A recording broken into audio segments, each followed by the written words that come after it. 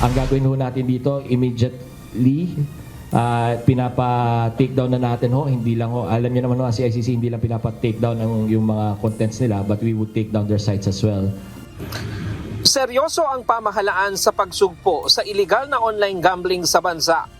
Ito ang binigyang diin ng opisyal ng Cybercrime Investigation and Coordinating Center kasunod ng utos na i-take down o ipasara ang mahigit 30 website ng mga social media influencers at bloggers.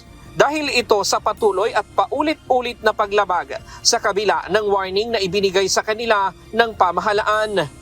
Sa mga influencers, akala ho siguro nung iba, nung kinasuhan natin yung iba at saka tinake down natin yung mga sites, titigil ho tayo doon.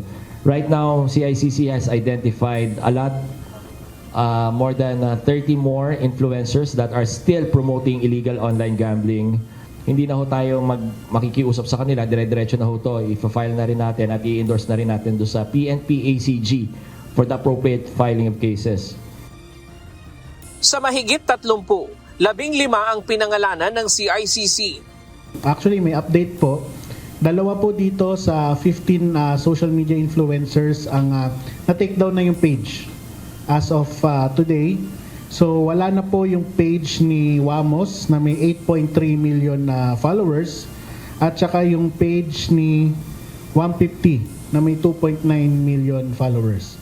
So napakalaking ano po ito. It's a big victory for the people na lumalaban ho doon ho sa pananalasa ng illegal na online gambling, ano. Sabi ng CICC, may ilang influencer na nagpaliwanag at nakipagtulungan sa pamahalaan kaya hindi na nila tinuluyang ipa-take down ang site. Subalit mayroon na tila binabaliwala ang warning ng pamahalaan. Pakiusap din ng CICC sa mga social media platform na bilisan din ang pag-take down sa mga illegal na online gambling sites at mga nagpo-promote nito.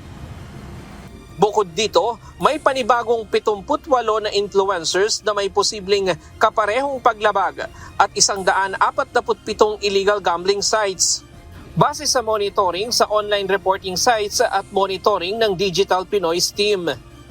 Posibleng makasuhan ng estafa, syndicated estafa or large-scale estafa ang mga ito depende sa ebidensyang makakalap laban sa kanila.